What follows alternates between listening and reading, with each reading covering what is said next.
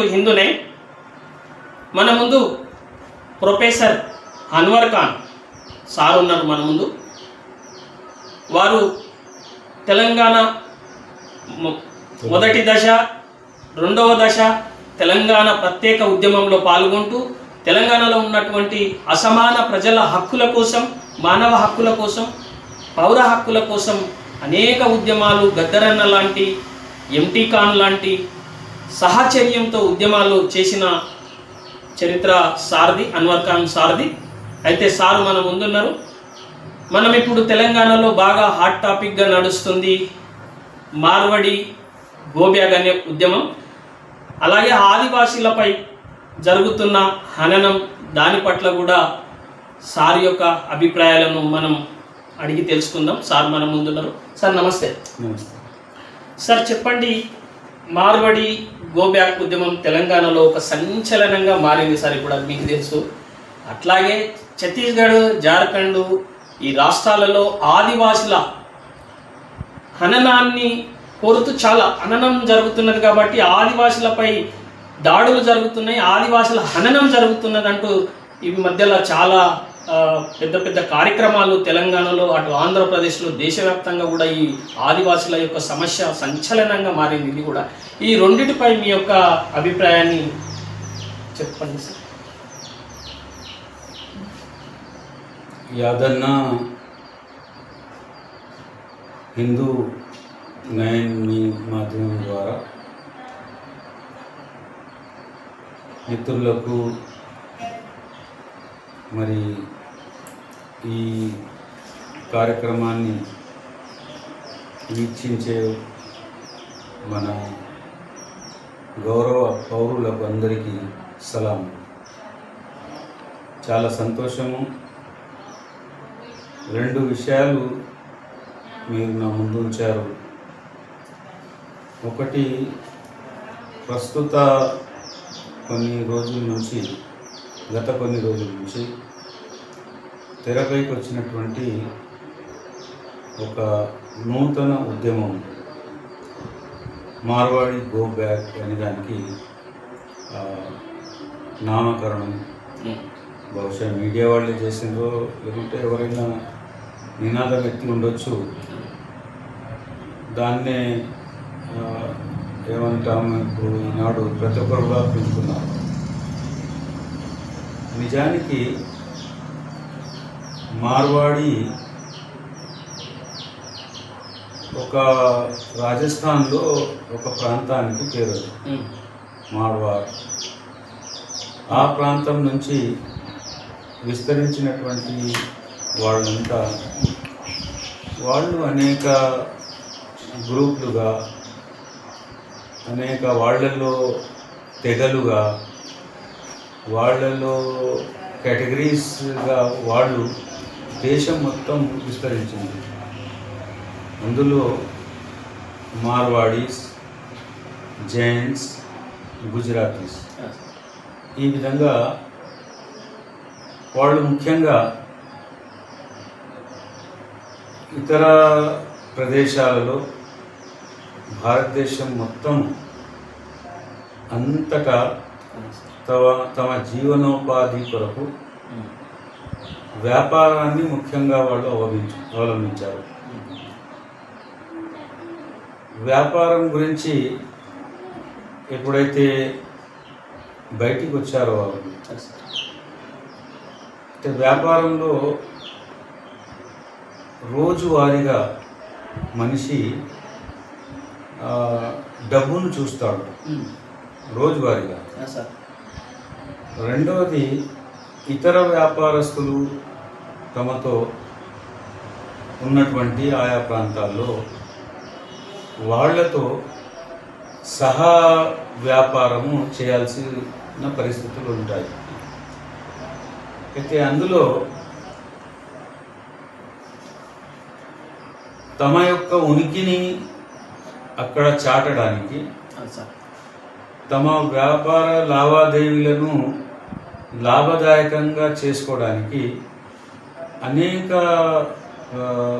వ్యాపార సరళులు ఏవైతే ఉంటాయో వాటిని అవలంబించడానికి ప్రయత్నం చేస్తారు. అయితే ఇది మానవ నైజం కూడా. తొందరగా ఓవర్ నైట్ బిలియనీర్ కావాలనేటటువంటి ఒక ఆశ ఉంటుంది. అందులో ఏది తప్పు, ఏది ఒప్పు, ఏది కల్తీ, ఏది ప్యూర్, ఏది నాణ్యత పాటించడము, వాటిని అన్నింటినీ బేసిక్ ప్రిన్సిపల్స్ వ్యాపారంలో. కానీ వ్యాపారి లాభార్జన కొరకు ఆశతో వీటినన్నింటినీ మరిచి అందులో కల్తీ చేయడము, తూనికలు వాటి దగ్గర తప్పుడుగా క్యాలిక్యులేట్ చేయడము, అదేవిధంగా అవకాశానికి అనుగుణంగా లాభాలను సాధించడానికి ప్రయత్నాలు చేస్తుంటారు. అందులోనే ఈ హోర్డింగ్ అనేటటువంటిది వచ్చేస్తుంది. అంటే సరుకులను నిల్వ ఉంచుకోవడము, కృత్రిమంగా స్కేర్సిటీని క్రియేట్ చేయడం అన్నమాట. సమాజంలో స్కేర్సిటీని క్రియేట్ చేసి ఎక్కువ లాభాలకు మళ్ళీ ఆ సరుకును మార్కెట్లో విక్రయించుకోవడం, తీసుకురావడం. అంటే ఈ అన్ని పనులు మొదటి దినం నుంచి ఈ వ్యాపార కమ్యూనిటీ అంతటా చేస్తూ వస్తున్నది. మన దగ్గర కూడా ఆనాడు నిజాం సర్కార్ వారి పాలనలోనే వీళ్ళంతా ఇక్కడ వచ్చేసారు. అయితే నిజాంకి ఒక ఆయన ప్రవృత్తి ఉండింది. ఆయన ఈ రాష్ట్ర అభివృద్ధి కొరకు, డెవలప్మెంట్ కొరకు దేశంలోని అన్ని ప్రాంతాల ప్రజలను ఆహ్వానించారు. కాబట్టి మన దగ్గర మీరు ముఖ్యంగా హైదరాబాద్ ఏదైతే ఆనాడు కూడా రాజధాని ఉండేది, గోల్కొండ తర్వాత హైదరాబాదు, మరి ఈనాటికి కూడా అదే రాజధాని ఉంది. ఈరోజు దాన్ని మనం కాస్మోపాలిటన్ ఒక పట్టణం అంటున్నాము, సిటీ. దానికంటే ఇంకా ముందుకు వెళ్ళిపోయింది, గ్రేటర్కి వచ్చేసింది కదా ఈ విధంగా. అయితే శాటిలైట్ సిటీ కూడా వచ్చేస్తున్నది. అయితే ఆనాటి నుంచి వీళ్ళు అన్ని రంగాలలో వ్యాపారంలో ఒక రంగమే కాదు, ఎవరంటారు సార్? మార్వాడీస్. సూది నుంచి ఇక అతి పెద్ద మెషిన్ ఏదన్నా ఉన్నదంటే అంతవరకు కూడా వాళ్ళ వ్యాపారాల్లో వాళ్ళ యొక్క డామినేషన్, కేవలం పార్టిసిపేషన్ కాదు, డామినేషన్గా వచ్చేసింది వాళ్ళు. అయితే మరి దానికి ముందు ఉన్నటువంటి ప్రజలు ఎవరైతే ఉన్నారో, వర్తకులు, వ్యాపారులు, అది ఇక్కడ నేటివ్స్. తెలంగాణ వాళ్ళలో ఏ కమ్యూనిటీ సంబంధించిన వాళ్ళైనా వాళ్ళలో ఒక ఆప్యాయత ఒకటి మనకు కనిపిస్తుంది. అంటే వాళ్ళలో ఒక సిన్సియారిటీ కనిపిస్తుంది. ఒక తెలంగాణ ఇతరులను ఆహ్వానించుకొని ఏ విధంగా, అది ఒక సామెత ఉంది కదా, యథా రాజా తథా ప్రజ. రాజు కూడా నిజాం అటువంటి వాడే, అందరినీ అతను ఆహ్వానించుకున్నాడు. ముఖ్యంగా నార్త్ నుంచి, నార్త్ ఇండియా నుంచి. ఒక రకంగా తెలంగాణ ప్రజలకు కడుపులో దాచుకునే గుణం ఉంది. వాళ్లకు ఆశ్రయం ఇవ్వడం కూడా, వచ్చిన వాళ్లకు ఆశ్రయం దాచుకోవడం, ఎలాంటి వాళ్ళలో తప్పులు వెతకకుండా ఉండడం, ఆ నేచర్ తెలంగాణ వాళ్ళకు ఉంది. దానికి అమాయకత్వం కూడా ఒక పదం ఉపయోగిస్తాం. అమాయకత్వం కూడా మన వాళ్ళలో ఉన్నది తెలంగాణలో. అయితే దీన్ని ఈరోజు నేను ఏ విధంగా పోలుస్తానంటే, ఇమీడియట్ దానికి అర్థమయ్యేటట్టుగా, ఈనాడు మనకంటే 1000 కిలోమీటర్ల దూరంలో మిడిల్ ఈస్ట్లో ఉన్నటువంటి ఆ పాలస్తీనా అనేటటువంటి ప్రాంతం, ఆ ప్రాంతంలో 1947లో మనము బ్రిటిష్ వాళ్ళతో స్వాతంత్రాన్ని సాధించాము దేశానికి. జస్ట్ 1948లో ఇజ్రాయిల్ అనేటటువంటి ఒక దేశాన్ని అక్కడ ఏర్పాటు చేయడం జరిగింది. దానికంటే ముందు ప్రపంచ పటం ఒకవేళ తీసుకున్నట్లయితే సార్ గ్లోబ్ తీసుకొని వెతికినట్లయితే ఇజ్రాయిల్ ఎక్కడ కనిపించదు. ఇజ్రాయెల్ దేశం కనిపించదు. మరి అదే లేకుండే లేదు కదా, వాళ్ళకి ఎక్కడ దేశం లేదు, దేశదిమ్మరులు. వాళ్ళు అంతటా ప్రపంచం అంతటా తిరిగేవాళ్ళు, అంతటా ఉండేవాళ్ళు వాళ్ళు. అందుకే మీరు చూశారు కదా, రెండవ ప్రపంచ యుద్ధము, మొదటి ప్రపంచ వారు ఏది జరిగిందో ఆ సందర్భంలోనే కదా ఈ యూదులను ఊచకోత కోసింది హిట్లర్. ఒకరిద్దరు కాదు, 60 లక్షల మందిని గ్యాస్ ఛాంబర్స్ లో పెట్టేసి చంపేసింది కదా. అయితే ఎప్పుడు రాజు అయినా ఒక సాధారణ పౌరుడైనా ఎప్పుడు తోటి పౌరుల గురించి ఇంత ఆక్రోశము, ఇంత కోపము, ఇంత తమలో వాళ్ళ గురించి ఇది పెంచుకుంటారు చెప్పండి. అంటే ఇప్పుడు తెలుస్తున్నది వాళ్ళు ఏం చేస్తున్నారు ఆ కృత్యాలు అక్కడ. ఎక్కడ? పాలస్తీనా పైన, పైన ఇజ్రాయిల్ ద్వారా. ఇజ్రాయిల్ అంటే ఎవరు? యూదులు. అదే సేమ్ యూదులు.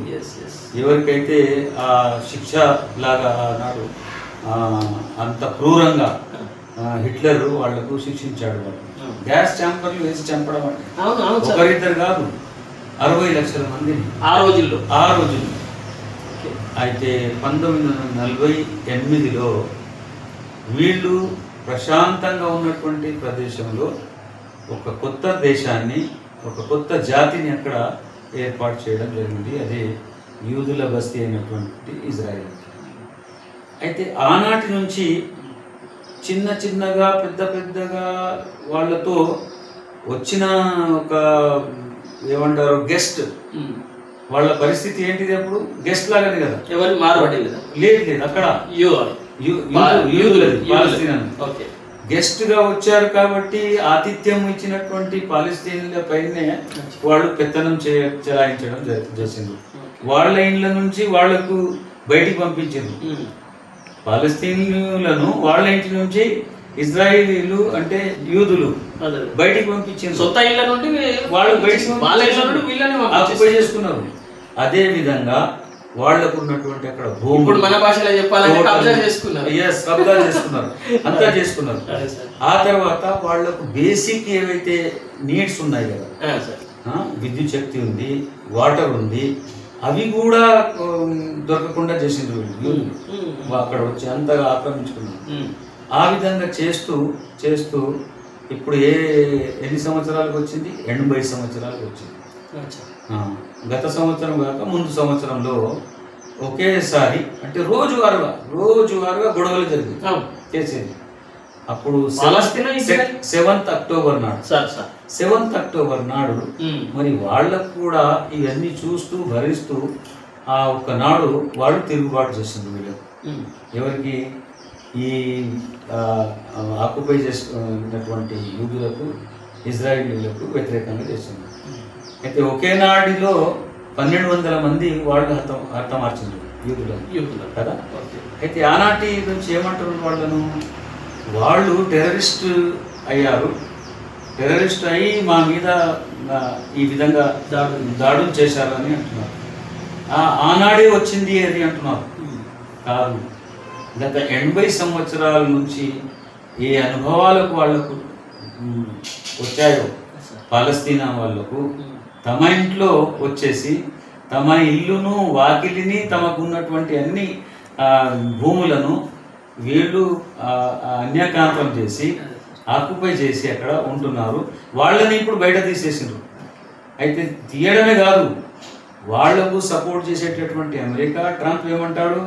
వాళ్ళకి ఎక్కడన్నా చుట్టూ పొరుగు దేశాల్లో, అటు ఈజిప్ట్లో, ఇటు సిరియాలో, అటు లెబనాన్లో వాళ్లకు అక్కడ ఆశ్రయం ఇవన్నీకి వాళ్ళకు మనం ప్రయత్నాలు చేద్దాం.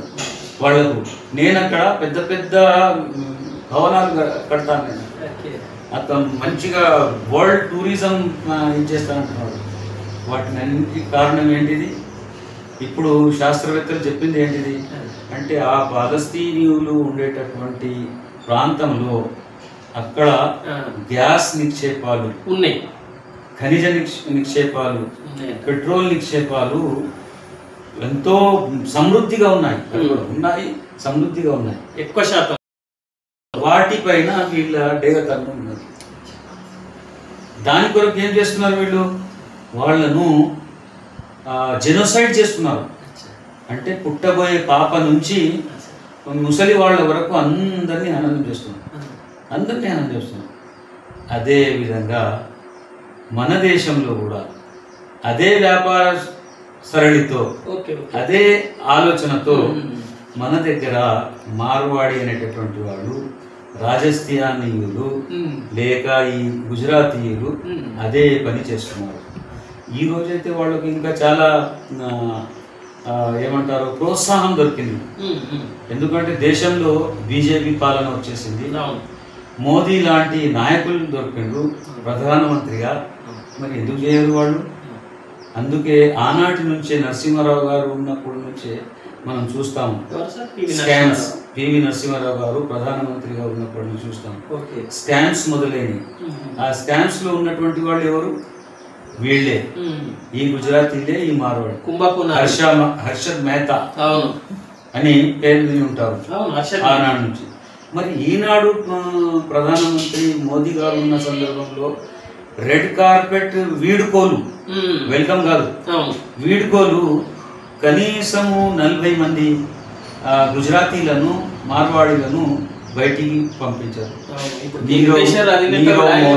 నీరవ్ మోదీ ఒక్కడు విజయ్ మాల్యా సౌత్ నుంచి ఉన్నాడు అందులో, మిగతా అంతా వాళ్ళే ఉన్నారు. మీరు నెట్ పైన కొడితే వాళ్ళ లిస్ట్ వచ్చేస్తుంది మొత్తం. మరి ఏంటిది? మరి వీళ్ళందరి ఎవరు డబ్బులు తీసుకొని వెళ్ళిపోయారు ఇక్కడ నుంచి? ప్రజాధనం కదా ఇది, భారత ప్రజలు ప్రజాధనం కదా. మరి ఎవరి ధనం ఇది? హిందువుల ధనం కదా ఇది. హిందువుల ధనము దోచుకొని వాళ్ళకు పెట్టి హాయిగా దేశం నుంచి బయటికి, సరిహద్దు నుంచి బయటికి పంపించేసారు కదా. మరి ఆనాటి నుంచి ఈనాటి వరకు కూడా వీళ్ళు ఇక్కడ చేసేటటువంటి పనులు వ్యాపారం పేరుతో అదే విధంగా ఉన్నాయి. కాబట్టి ఈ రాష్ట్రమే కాదు, మొత్తం దేశంలో కూడా మొత్తం నాకు భయం ఉంది. ఒకవేళ కేంద్ర ప్రభుత్వము, రాష్ట్ర ప్రభుత్వాలు ముందుకొచ్చి తొందరగా దీన్ని అరికట్టడానికి ప్రయత్నం చేసి తర్వాత దీనిపైన ఒక కమిషన్ వేసి, నేషనల్ లెవెల్లో ఒక కమిషన్, మన మార్వాడి వ్యాపారం గుజరాతీలు, రాజస్థానీలు వీళ్ళపైన వేసి సత్యాసత్యాలను తెలుసుకొని వాటిని అరికట్టడానికి ప్రయత్నాలు చేయకుంటే మరి ఇది దేశం మొత్తం భగ్గు అనేటటువంటి ఒక నిజ నిర్ధారణ లాంటి కమిటీ వేయాలంట. అయితే ఇప్పుడు మొన్నటి నుంచి జరిగినటువంటి ఆ ఘటన తర్వాత దేంట్లో అయితే మన ఏమంటారు దళితుల పైన, వాళ్ళ పైన ఈ మార్వాడీలు మూక అక్కడ వాళ్ళ పైన కొట్టడము, తిట్టడము, నీచ్ జాత్గా అనడం, వాళ్ళకు దూద్వాలా అనడము, ఇటువంటివి. అరే తుమ్ క్యా రే, తుమ్ తెలంగాణ వాళ్ళే, 1000 మిల్ గయా తో తుమ్ పీకే సో జాతే అంటే ఇటువంటి మొత్తం, అంటే మొత్తం కమ్యూనిటీకే, మొత్తం తెలంగాణ కదా. మన ఆత్మను, ఆత్మగౌరవాన్ని కించపరిచినట్టుగా మాట్లాడము, అది చేయడము, ఇవన్నీ ఇడిచిపెట్టి వాళ్ళు యువకులు పెద్ద ఏమంటారు హిమాలయాన్ని ఆశలతో తమ ప్రాణాలను త్యాగం చేసి, మొదటి దశలో 400 మంది వరకు విద్యార్థులు తమ ప్రాణాలను కోల్పోయారు. అప్పుడు నేను 7th స్టాండర్డ్ నుంచి 10th స్టాండర్డ్లో ఉన్నాను. అప్పుడు ప్రత్యేక తెలంగాణ మొదటి దశ 69 తొలి దశ 69. అప్పుడు మరి దశలో మొన్న 1200 పైన ప్రాణాలు పోయినటువంటి యువకులు, వారితో సంబంధితులు అందరూ మొత్తం యావత్ తెలంగాణ ఒక కొండంత ఆశతో, అంటే హిమాలయన్ ఆశతో తెలంగాణ సాధన కొరకు అన్ని త్యజించారు తమకు ఉన్నటువంటి. కాబట్టి ఏ నినాదాలు ఇచ్చారు? మా నీళ్లు మాకని, మా నిధులు మాకని కదా, మా భూములు మాకని, ఈ విధంగా మా ఉద్యోగాలు మాకని, ఈ విధంగా ఆనాడు ఆంధ్రాస్ గో బ్యాక్ అని మొదటి దశలో నినాదం వచ్చింది. అంటే దానికి అర్థం ఇప్పుడు తెలిసిపోతుంది. ఇప్పుడు వీళ్ళు దానికి వ్యతిరేకిస్తున్నారు గో బ్యాక్ అంటే. నో, మార్వాడీస్ గో బ్యాక్ అంటే అది కాదు. ఫిజికల్లీ మార్వాడి ఒక వ్యక్తి లేకుంటే ఆ సమూహాన్ని గో బ్యాక్ అనడం కాదు. వాళ్ళు తెచ్చుకున్నటువంటి వికృతులు ఏవైతే ఉన్నాయో, చెడులు ఏవైతే ఉన్నాయో, తప్పుడు పని ఏదో చేస్తున్నారు, తమను బదనాం చేసుకుంటున్నారు, దేశాన్ని బదనాం చేసేస్తున్నారు. అంటే కల్తీలు అది ఏమంటారు, కట్ థ్రోట్ కాంపిటీషన్ అంటారు దాన్ని. నాణ్యత లేని విధానాలను కాంపిటీషన్ అనే పదాన్ని కూడా ఉపయోగిస్తున్నారు. నేను వింటున్నాను, చూస్తున్నాను. కాంపిటీషన్ ఈ విధంగా ఉంటుందా అంటే తమ ముందు ఉన్నటువంటి తన తోటి వ్యాపారిని అంతమందించడము అది కాంపిటీషనా? వాడు వీక్నెస్ తోని కాంపిటీషనా? ఇప్పుడు మీరు వికలాంగులు ఉన్నారు, మీ రండి అదన్నా మనం కొంచెం ఏమంటారు రన్నింగ్ చేద్దామని కాంపిటీషన్ అంటే మీరు అంటారు మతి స్థిమత్తంగా ఉన్నదా మీకు? అది సమానుల మధ్యలో కాంపిటీషన్, సమానుల మధ్యలో అంటే పోటీతత్వం లేకుండా కానీ సమానత్వం ఉన్నటువంటి ఆ స్తోమతను కల్పించాలి. దాన్ని అప్పుడు మీరు పోటీ నిర్వహించండి, అప్పుడు వస్తుంది. అయితే ఇలాంటి మాట్లాడడము, పూర్తిగా తీసి పారేయడము ఈ ప్రాంత వాసులకు అందరికీ ఇది ఏదో గత 3 రోజుల నుంచి ఉద్భవించింది కాదు. ఇది ఎవరో చెప్పినందువల్ల వచ్చింది కాదు. ఇది నేచురల్లీ అనమాట. ప్రతి ఒక్కడ అది అంటాం కదా, మీరు ఒక్క ఏమంటారు తీగను లాగితే డొంక కదులుతుంది అంటారు కదా, ఆ విధంగా అన్నమాట. ఇప్పుడు ప్రతి ఒక్కరితో మీరు ఇంటర్వ్యూ వాళ్ళు చేస్తున్నారు, ఇప్పుడు నడుస్తుంది, మీరు చూడండి. ప్రతి ఒక్కడు ఏ ప్రాంతం నుంచి, ఊరు కానీ పట్టణాలు కానీ, అది ఈస్ట్ కానీ, Telangana, west Telangana, south Telangana, north Telangana, central Telangana, ఎక్కడైనా హైదరాబాద్ ప్రాంతం ఎక్కడైనా కానీ వాళ్ళందరూ ఏమంటున్నారు, సార్ నేను 4 కోట్లు పెట్టి ఒక వ్యాపారం చేసిన, అది లేట్ వ్యాపారం, ఇండస్ట్రీ పెట్టిన, దానికి ఏదో అవి బ్యాటరీలు అంట, యూజ్డ్ బ్యాటరీలు, దాని నుంచి అది వస్తుంది ఏదో అన్నాడు అతను. సరే, దాంట్లో అంతా రికార్డెడ్ ఉన్నది, చూడవచ్చు అది. అయితే ఆ మార్వాడి వాడు నాకు సప్లై చేసిండు, నేను అతని పైన విశ్వాసించాను. అతను మంచోళ్ళుగా నమ్మక ద్రోహం జరిగింది. అది ఏంటిది, ఆ ఖాళీ అయినట్టు ఉన్నటువంటి ఆ బ్యాటరీలో నీళ్లు నింపి తూకం చేసి నాకు సప్లై చేసింది. దాంట్లో నేను లోపలైపోయినా, క్లోజ్ చేసుకున్నాను ఫ్యాక్టరీ అన్నాడు. ఇటువంటివి ఎన్ని ఒకటి కాదు, అనేకం.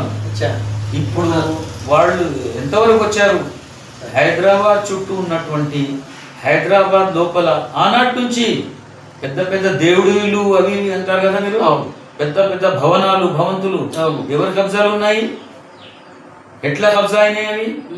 చిన్నపాటి ఏంటిది, నవాబ్ సాబ్ ఏం కావాలి, ఇంట్లో నూనె కావాలి, నూనె సప్లై చేసిండ్రు. అవన్నీ చేస్తూ చేస్తూ చేస్తూ దానికి వడ్డీకి ఇంకా చక్రవడ్డీ, ఆ వడ్డీ చేసేసి భవంతులే వాళ్ళే ఇది చేసుకున్నారంట, కాజేసుకున్నారు అనమాట.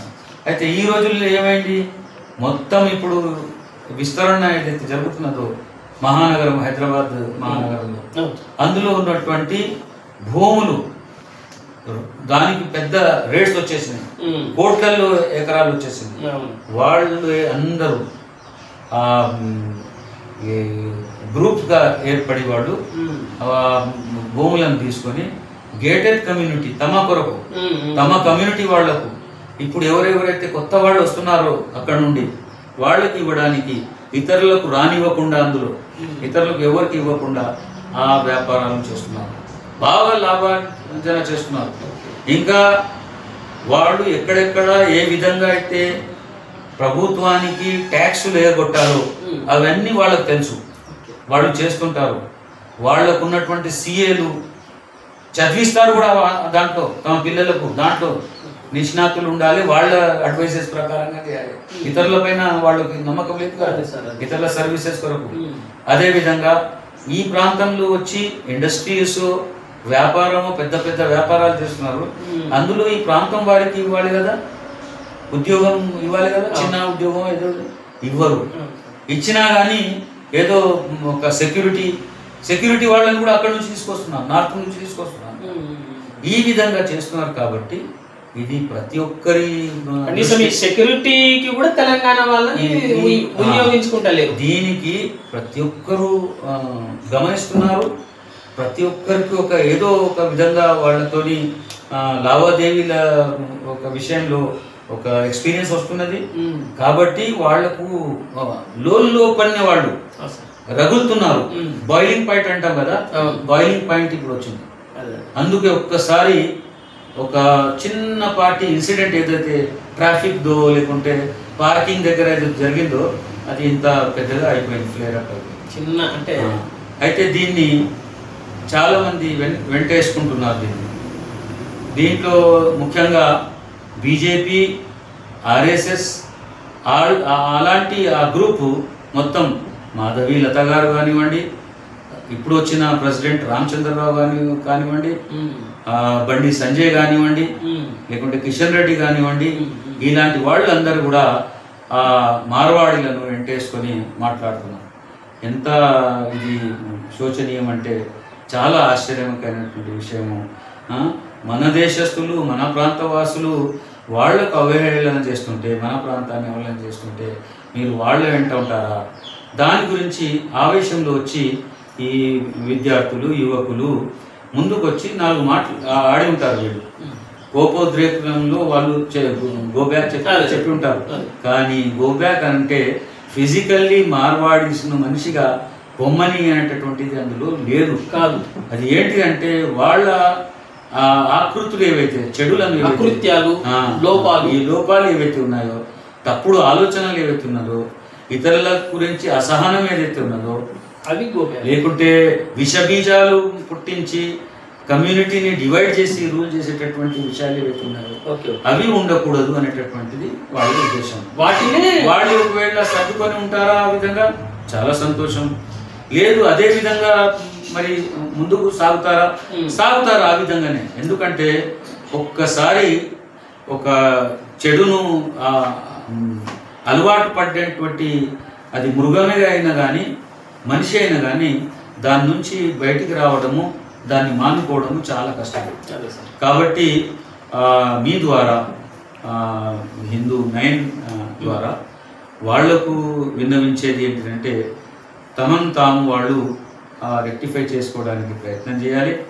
మరి ఇక్కడ ఏ విధంగా అయితే తెలంగాణను చాలా హీనంగా వాళ్ళ ఆలోచన ఉందో, దూషణలు ఏదైతే చేశారో వాళ్ళు ఓపెన్లీ పబ్లిక్, మొత్తం తెలంగాణ పబ్లిక్, ముఖ్యంగా ఆ విద్యార్థులకు, ఆ యువకులకు వాళ్ళు బేషరతుగా మాఫీ చేసుకోవాలి వాళ్ళని.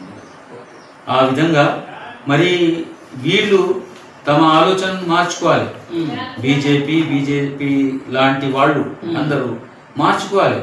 మీరు మాట్లాడగానే ఈ విషయాన్ని పక్కన పెట్టడానికి రోహింగ్యాలు లేకుంటే ముస్లిం, నిన్న ఒక బీజేపీ నాయకుడు అతనిలో దాంట్లో పాల్గొంటూ చెప్తాడనమాట, అన్న ఈయనన్నిటికీ కారణం ఏంటిది తెలుసా నీకు? వాళ్ళు వేరే విధంగా దాన్ని విశ్లేషిస్తున్నారు.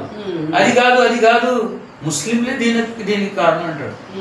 అది ముస్లిమ్స్ ఎప్పుడు వస్తున్నారు అనేది ఏం ఆలోచన ఉందండి మీరు? అంటే దీన్ని విషయాన్ని ఒక దారి మళ్ళీ పక్కదారి పట్టించడానికి ప్రయత్నం. మీరు పాలనలో ఉన్నారు, రోహింగ్యాల గురించి మాట్లాడతారు, కొంచెం జాగ్రత్తగా మాట్లాడాలి. రోహింగ్యాల విషయము సరిహద్దుల విషయం, ఇతర దేశాల ఇంటర్నేషనల్ ఇష్యూ అది. ఆ రోహింగ్యాలు ఎందుకు వచ్చారు? ఇక్కడ వచ్చారంటే మన సరిహద్దులు దాటి వచ్చారు కదా. సరిహద్దులో మన పైన దళాలు లేవా? మన ఆర్మీ లేదా? బార్డర్ సెక్యూరిటీ ఫోర్స్ లేదా? అంటే మీరు వాళ్ళపైన నింద మోపుతున్నారా? లంచాలు ఇచ్చి వీళ్ళు వాళ్లకు తిండికి కూటికి లేక పారిపోయి వస్తున్నారు అక్కడ నుంచి, ప్రాణం చేతిలో పెట్టుకొని. అక్కడ బుద్ధిస్ట్ గవర్నమెంట్, బుద్ధిస్ట్ దేశం అది. వాళ్ళకు రోజు చంపుతుంటే ప్రతాడితంట మన భాషలో, ఇక్కడ దేశ భాషలో చేస్తుంటే వాళ్ళు తమ ప్రాణాలను రక్షణ కొరకు వచ్చినాయి. అది కూడా ఇంటర్నేషనల్ లాస్ ఉన్నాయి దానికి రావడానికి. మరి మన ప్రభుత్వాలు దానికి సిగ్నేటరీస్ ఉన్నారు కాబట్టి ఇవ్వాల్సి వస్తుంది. మరి పక్క దేశమైనటువంటి మన నిన్నటి వరకు చాలా ఉన్నటువంటి బంగ్లాదేశ్, ఆ ప్రైమ్ మినిస్టర్ను ఆ ప్రజలు ఉవ్వెత్తున లేచి అక్కడ ఆమెను ఊరు బయటికి పంపిస్తే మనం ఆశ్రయం ఇచ్చాం కదా. ఆ బంగ్లాదేశ్లో 15 లక్షలు ఉన్నారు వాళ్ళు. ఎవరు? రోహింగ్యాలు. మరి మన దగ్గర ఉండొచ్చు, కొన్ని వేలు ఉండొచ్చు మన దగ్గర. మరి మీకు ఉన్నది కదా, సత్తా ఉన్నది, మీరున్నాడు, పవర్లు ఉన్నారు, కేంద్ర ప్రభుత్వం మీ ఆధీనంలో అన్నీ ఉన్నాయి. మీరు ఏం చేయండి? ఇక్కడ ఏదో మార్వాడీస్ వ్యాపార విషయంలో లోకల్స్కి ఏదో ఇది విభేదం వస్తే మీరు రోహింగ్యాలు, ముస్లింలు అని తీసుకొస్తారని మాట్లాడతారేంటిది? అంటే ఆ విష బీజాలు వేయడమే నాటడమే మీ పని ఎప్పటికీ. 1925 నుంచి ఇంతవరకు అదే జరుగుతుంది పని. అంటే వాడు విడిచిపెట్టినటువంటి లెగసీ బ్రిటిషర్ ఏదైతే ఉన్నదో, విభజించు పాలించు, మీరు అసలు నిజానికి మీరు దాన్ని ఇంప్లిమెంట్ చేస్తున్నారు. ఆనాడు అట్లా చేసినప్పుడు మీకు సోయి లేదు. మనం ఒక దేశాన్ని పోగొట్టుకున్నాం. ఒక దేశంలో ఇప్పుడు 2 దేశాలు అయినాయి మన భారతదేశం నుంచి. మళ్ళీ అదే పంతాలు నడిచి ఇంకేం చేయదలుచుకున్నారు? ఇంకేదైనా చేయదలుచుకున్నారా? మీకు బాగా అనిపించడం లేదా? మీరు సంతోషించడం లేదా? ఇప్పుడు ఉన్నటువంటి భారతదేశాన్ని దీంకా ముక్కలు చేయడానికి ప్రయత్నం చేస్తున్నారా? ఆలోచించుకోవాలి, ఆలోచించుకొని మాట్లాడాలి. కాబట్టి ఇది తప్పుడు వ్యాఖ్యానాలు చేయడము, ఇది ఇప్పుడే వచ్చేసింది. ఎవరో దీని వెనుక కమ్యూనిస్టులు ఉన్నారు, కాంగ్రెస్ ఉన్నది, లేకుంటే అర్బన్ నక్సల్స్ ఉన్నారు, వాళ్ళు ఉన్నారు, వీళ్ళు ఉన్నారు. ఎవరు లేదు, ప్రజలు ఉన్నారు, తెలంగాణ ప్రజలు ఉన్నారు. వాళ్ళు ఇప్పుడు వచ్చేసారు. ఇప్పుడు అర్థమైపోయింది వాళ్ళకి ఇప్పుడు పొమ్మంటే పోరు ఇంట్లోకి. వాడు ఉద్యమంలో పాల్గొంటారు, ఉద్యమాన్ని సాగిస్తారు, ఉద్యమాన్ని నేతృత్వం వహిస్తారు, వాళ్ళే ప్రజలు వహిస్తారు. చూడండి ఇప్పుడు ఈ రోడ్డు, ఎందుకంటే అంత సెన్సార్షిప్ ఉన్నది. ఇప్పుడు పోలీసు వాళ్ళు వాళ్ళను అరెస్ట్ చేయడం ఏంటిది? వాడు అక్కడ కూర్చొని ఇక్కడ తెలంగాణ జాతిని మొత్తాన్ని తిడుతుంటే వాళ్ళని అరెస్ట్ చేస్తావా ముందు? లేకుంటే అట్లా చెప్పకురా బాబు అనేటటువంటి వాళ్ళని అరెస్ట్ చేస్తావా? కాబట్టి కొంచెం ప్రభుత్వం కూడా జాగ్రత్త వహించాలి. 2 ప్రభుత్వాలు, రాష్ట్ర ప్రభుత్వం, కేంద్ర ప్రభుత్వం అందరూ. అదర్వైజ్ ఇది మన చేజారిపోతుంది సమస్య. అప్పుడు ఏమంటారు, అది ఆకులు పట్టుకోవడం మంచిది కాదు, చేతులు ఆకులు పట్టుకోవడం మంచిది కాదు. ఇది సార్ ఇప్పుడు ఆదివాసీలపై జరుగుతున్నది మనం చూస్తున్నాం. ఆల్రెడీ ఇప్పుడు తెలంగాణ, ఆంధ్రప్రదేశ్, మిగతా రాష్ట్రాలలో ఆదివాసుల పైన జరుగుతున్న హననం ఏదైతే ఉందో దాన్ని వ్యతిరేకిస్తూ అనేక సంస్థలు, ప్రజా ఉద్యమ నాయకులు, మేధావులు దీని మీద విభేదిస్తున్నారు, విమర్శలు చేస్తున్నారు. దీని పట్ల మీ అభిప్రాయం ఏంటి సార్? చాలా సంతోషము. ఇప్పుడు నేను ఎక్కువగా విశ్లేషణ చేయనక్కర్లేదు, ఈజీగా అర్థమైపోతుంది. లేదు, పాలస్తీనా ఇజ్రాయిల్ సందర్భాన్ని ఒక్కసారి ఆ సీన్ను మన మెదడుకు తీసుకొద్దాం. సేమ్ ఇక్కడ అదే జరుగుతున్నది.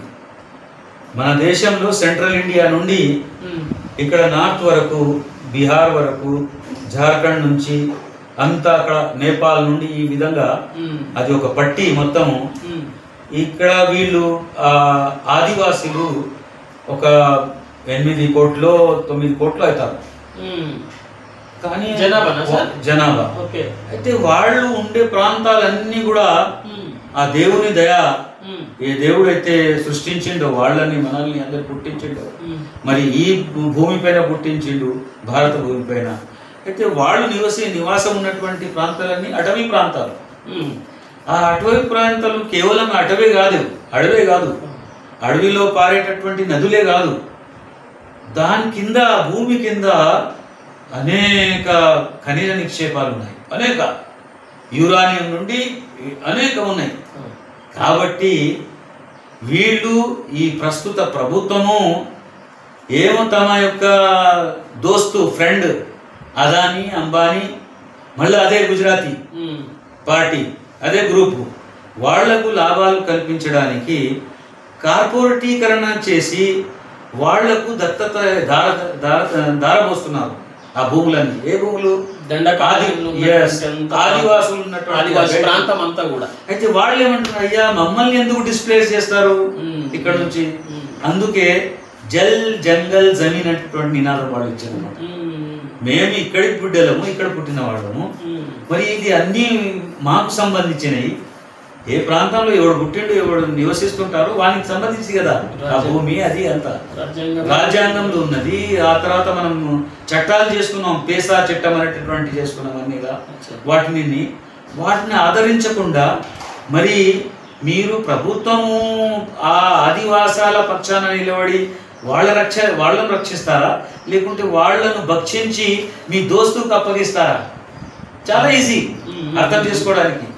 అదే పని జరుగుతున్నారు. అయితే మన కొలోకియల్ మనం చలమణిలో భాషలో ఏమంటాం, మనం ఒక కుక్కను పిచ్చి కుక్క చంపాలంటే దాన్ని పిచ్చి కుక్క అని మనం చెప్పాలి, ముద్ర వేయాలి కదా. అంతే. మరి వీళ్ళని చంపాలంటే ఏం చేయాలి? వీళ్లకు నక్సలైట్ అనాలి, లేకుంటే ఇంకేవాలి మావోయిస్ట్ అనాలి. వాళ్ళకు ఎవరైనా కొంచెం తమ హృదయంలో ఇది పెట్టుకుంటారు, వాళ్ళు సానుభూతి పరులు ఎవరైతే ఉంటారో వాళ్ళు ఒకవేళ చదువుకున్నటువంటి వాళ్ళు ఉన్నారు, విద్యార్థులు ఉన్నారు, మేధావులు ఉన్నారు, వాళ్ళకి ఏమని ముద్ర వేయాలి? అర్బన్ నక్సల్ అనాలి. దీనితో వాళ్ళు కేంద్ర ప్రభుత్వము అంటే రాజ్యాంగం పైన ఓత్ తీసుకొని వచ్చినటువంటి వాళ్ళే ఏమంటారంటే 2026 మార్చి నాటికి వాళ్ళని అందరినీ కగార్ అనేటటువంటి ఒక ఆపరేషన్, మొన్న సింధూర్ ఎట్లా జరిగిందో కగార్ ఆపరేషన్ ప్రకటించి దాని ద్వారా వాళ్ళ అందరూ ఉండకుండా, అంటే బ్రతికి ఉండకుండా వాళ్ళనందరినీ చెప్పేస్తాము. అంటే Naxal free India, Maoist free India, Maoism లేకుండా చేస్తాను. కాబట్టి రోజు ఏం చేస్తున్నారు? రోజు ఎన్కౌంటర్స్ జరుగుతున్నాయి, రోజు ఎన్కౌంటర్స్. అందులో ఎక్కువగా ప్రాణాలు కోల్పోయేటటువంటి వాళ్ళు ఆదివాసులు అందులో ఉన్నారు. కాబట్టి మన రాష్ట్రంలో ఎక్కడ జరగనట్టు విధంగా స్పందించి ఈ రాష్ట్రంలో మేధావులు వాళ్ళంతా, అందులో నేను కూడా ఉన్నాను, అందులో ఒక మెంబర్గా. అది పీస్ డైలాగ్ కమిటీ అని ప్రొఫెసర్ హరగోపాల్ ఉన్నారు, అందులో జస్టిస్ చంద్రకుమార్ గారు ఉన్నారు చైర్మన్షిప్లో. ఏమన్నాం మేము ఒకటే, అటు కేంద్ర ప్రభుత్వము మీరు మొన్న పహల్గాం జరిగినప్పుడు 2-3 రోజులనే యుద్ధం ఆపేసి ఎవరో థర్డ్ కంట్రీ చెప్తే ఆపిన అని ఉదంతాలు ఉన్నాయి. దానికి సరిగా ఇంతవరకు క్లారిటీ ఇవ్వలేకపోయింది.